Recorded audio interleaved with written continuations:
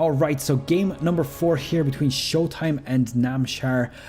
This was quite an epic series. I absolutely loved the previous game, which I'm going to spoil a little bit in a few moments. If you're, of course, watching on YouTube on a VOD later on, make sure to watch the previous games because the spoiler of the score is going to be displayed at about 1 minute into this game. On the bottom left hand side here, we've got ourselves ShoWTimE. He's on team Arma team. His name is Tobias, Sieber, 23 years old, from Germany. His opponent is going to be Namshar. Namshar is not currently on any team. He is Christoffer Kolmodin, 25 years old, from Sweden. So, score is going to be displayed very shortly. The previous game was absolutely epic, and I want to once again reiterate exactly what happened there, because it was, I think, a big mistake from one of the players to do something very late. So, 1 minute into the game now, we're going to bring up the score. So currently we've got ourselves Namshar on 1, ShoWTimE on 2. And the big crucial thing with the previous game, it was such a long game, and I think that it got dragged out quite long simply because Namshar had a big lead in terms of income and supply and production capability, but then he decided to continue ground unit production even though his opponent was starting to go for a mothership, for carriers and phoenixes, and he just didn't get corruptors on time. I think that cost him the game because he just did not destroy those units before they massed up a big army, and at that point, once you're dealing with about 5 or 6 carriers, a mothership and colossi, what are you going to respond with? I mean, if you build ground units, you're just going to get smashed, because if you have roaches, they can't even attack air, and of course they get destroyed by colossi, and that was pretty much it. But anyways, look, we're going to move on to game number 4 here. We'll see if Namshar does the same mistake, or whether he does this plays this out a bit better than in the previous game. And yeah, starting off quite usual actually, with the hatchery and the spawning pool shortly after it. Now he pulled off 1 drone off the extractor as soon as he's gotten himself the speedling upgrade. Now we see players quite often bringing this down to 1, so it's interesting to see why he kept this at 2 for now. Overlord Scout is obviously going to see everything that's going on here. Now Stargate is already on the way. Now the question is going to be, what is he going to do with this Stargate? Typically these days we see a Phoenix followed by either more Phoenixes against Zerg to destroy Vision, or we see an Oracle to start do economic harassment.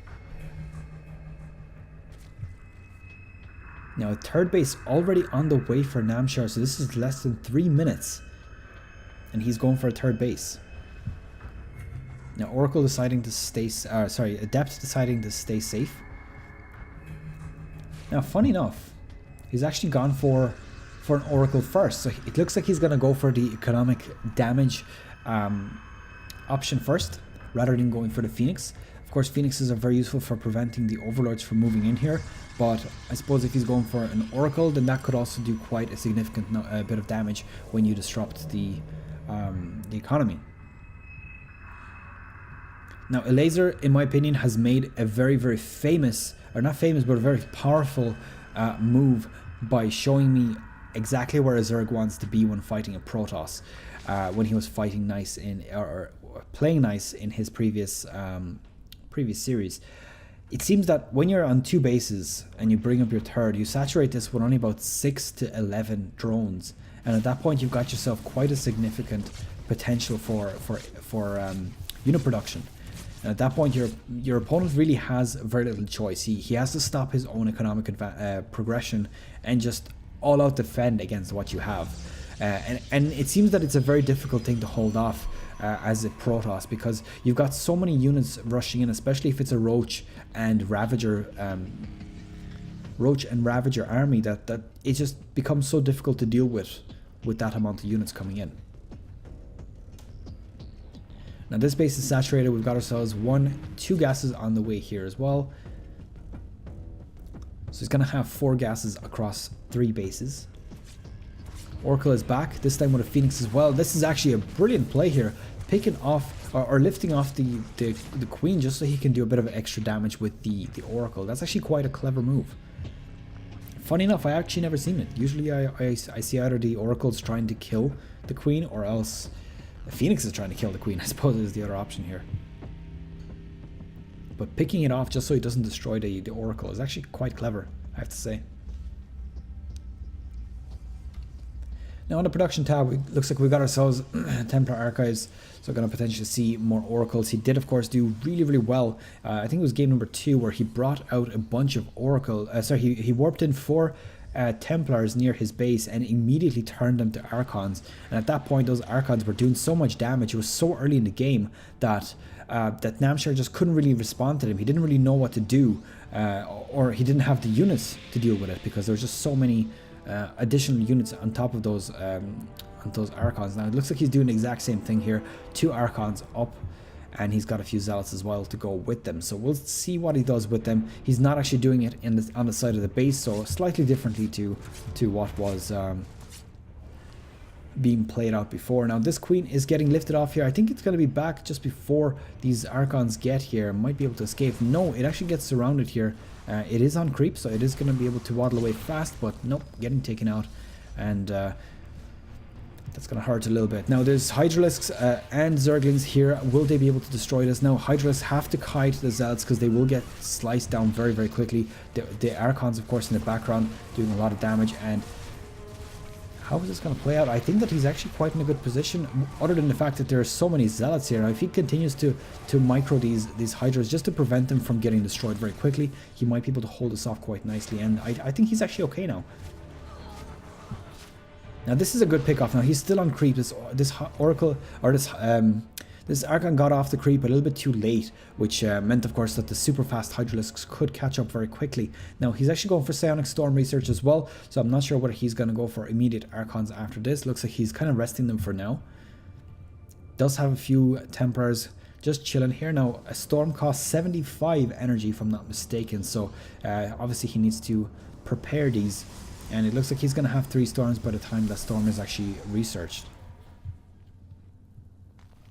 Now Storms absolutely rip through Hydralisks.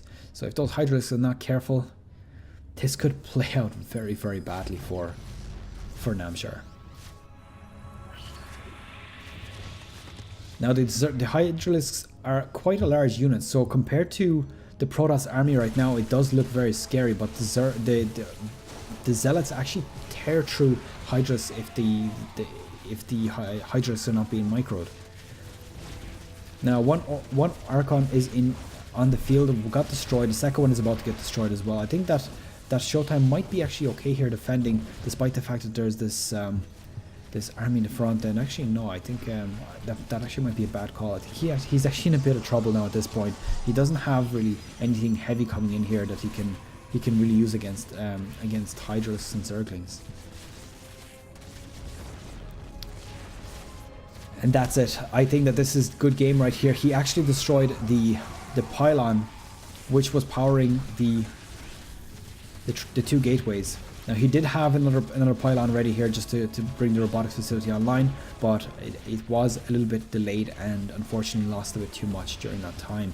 Now if he destroys this, actually doesn't even need to destroy anything. That's pretty much it. That's a good game from ShoWTimE, bringing this to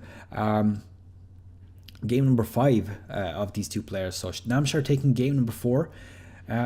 Quite interesting. Now I just want to have a quick look. What's the worker supply here? 42. Now if we think about it, 42 is 16 plus 16 is 32, plus 12 from 4 extractors, which is 48. So interestingly enough, he didn't saturate that third base too much, given those numbers. But yeah, let's move on to game number 5.